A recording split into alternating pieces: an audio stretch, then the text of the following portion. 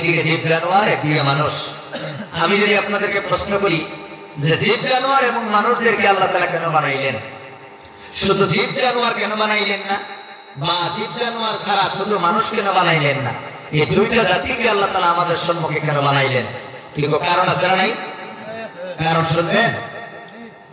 আপনাদের আমাদের সমাজে যে সমস্ত জীব জানোয়ার, গরু, ছাগল, মহিষ, মানে ভেড়া, বিড়াল, শিয়াল, কুকুর, বিভিন্ন ধরনের প্রাণী, জীব জানোয়ার আল্লাহ তাআলা বানিয়েছেন দুইটা কারণে। কয়টা কারণে?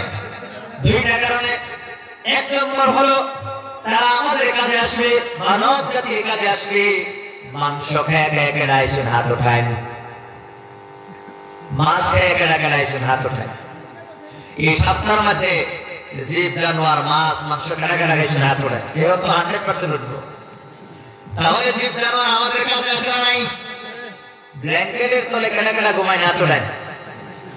এই ব্ল্যাঙ্কেটের নরম নরম রুম্বা গুলা জীব জানোয়ারের রুম্বা পালিশ করে করে করে করে ব্ল্যাঙ্কেট বানানো হয়।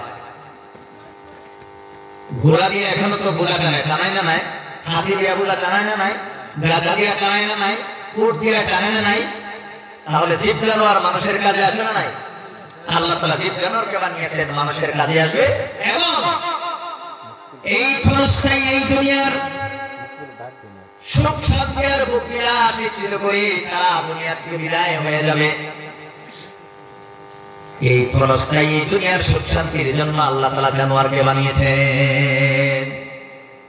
জানোয়ারকে আল্লাহ তাআলা দুই কাজে বানিয়েছেন। বলেন আমার ছাত্ররা, প্রথম কারণটা কি? আমাদের কাজে আসবে। দুই নম্বর, চিরস্থায়ী জীবনের সুখ শান্তির জন্য বানিয়েছেন না ক্ষণস্থায়ী জীবনের? ক্ষণস্থায়ী দুনিয়ার সুখ শান্তি আর ভোগ বিলাসের জন্য জানোয়ারকে আল্লাহ তাআলা বানিয়েছেন। এই জন্য আপনারা জীবনে কোনোদিন কি কোনো ফতোয়া শুনছেন যে আপনার বাড়ির বিড়ালে আমার বাড়ির দুধ চুরি করে খাওয়া হালাল, আপনার বাড়ির দুধ চুরি করে খাওয়া হারাম?